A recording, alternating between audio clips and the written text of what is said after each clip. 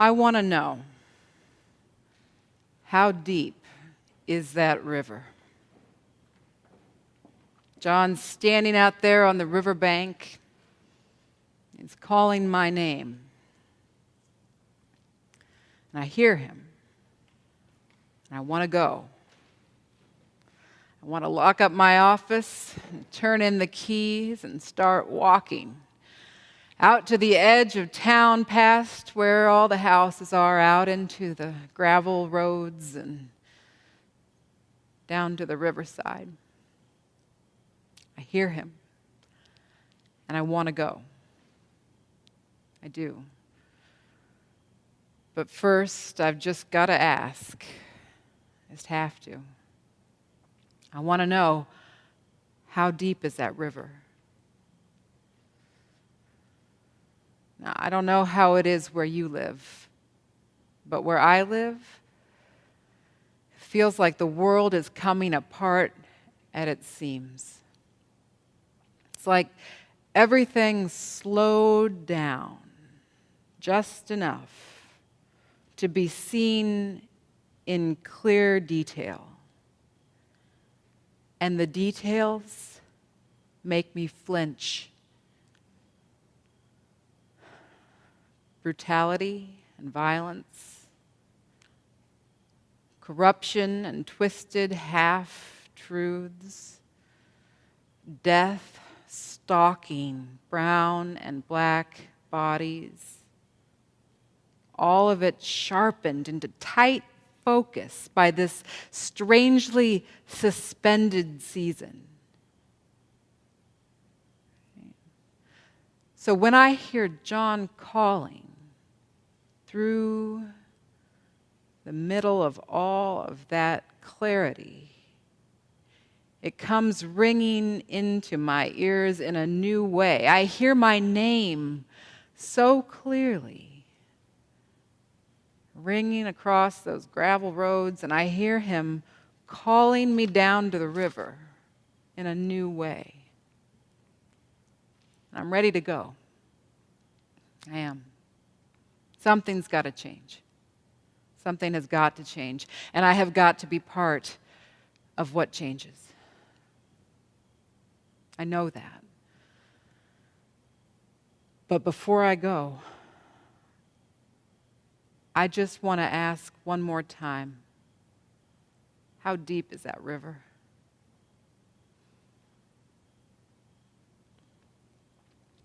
Out where John lives, it's all wilderness, right? Things are a little bit out of control in the wilderness. The rivers get deep fast.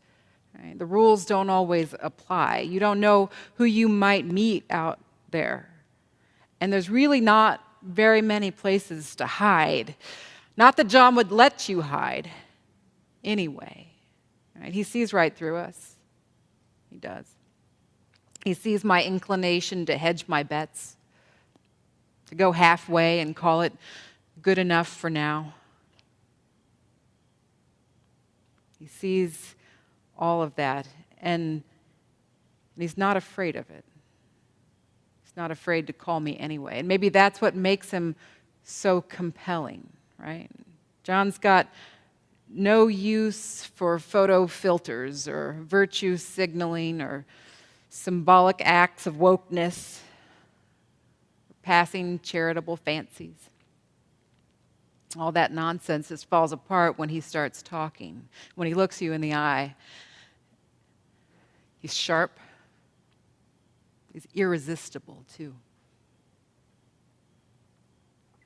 So listen, if you made it this far, if you're still with me, maybe you'll come a little closer.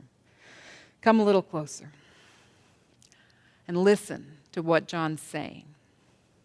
He says, "You brood of vipers, who told you to come out here? You want a better future? You want to be the change? Show me.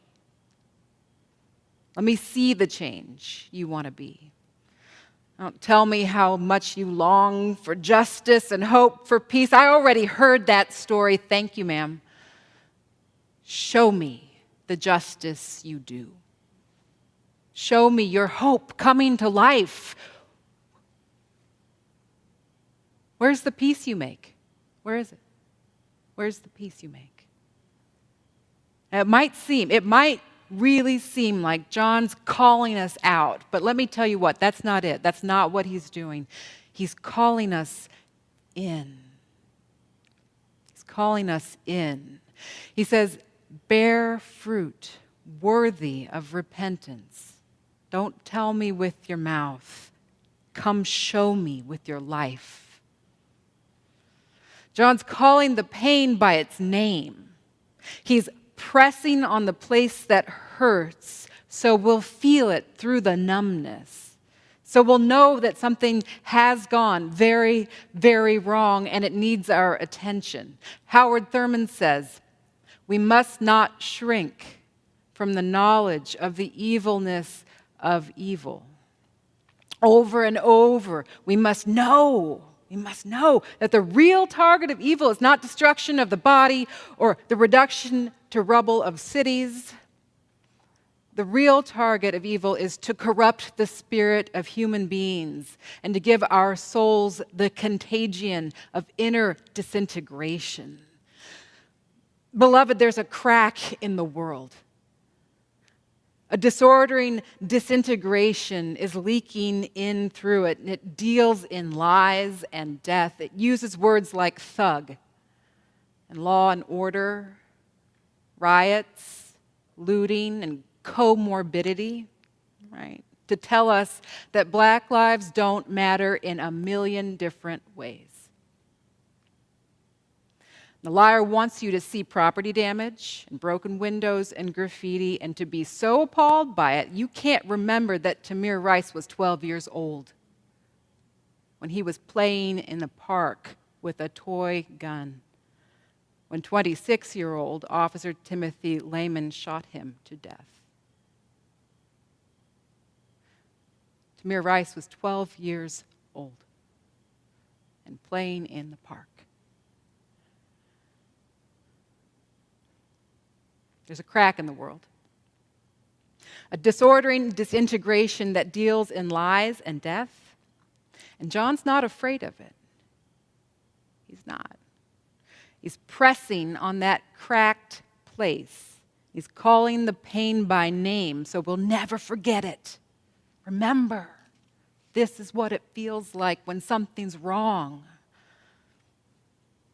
Luke says, John's out there in the wilderness calling us in to a baptism of repentance for the forgiveness of sins. Now, beloved, it is time. It is time to turn around and find that road towards home. That's what repentance means. You turn around and you find a different way, okay? Thank God.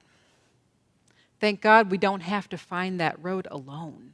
Right? We have the testimony of prophets like Howard Thurman to light the way. We have teachers like Tracy Blackman to help us see ourselves clearly. And most of all, we have one another, right? In my sanctified imagination, we're gathered together here at the riverside, right? And we're leaning hard on one another. We're squeezing each other's hands. Beloved, I wish I could be squeezing your hand right now. We're holding on to one another because it's just too much to bear. It's just too much. And then somebody asks, where do we go from here? And John looks into the crowd and loving us so much.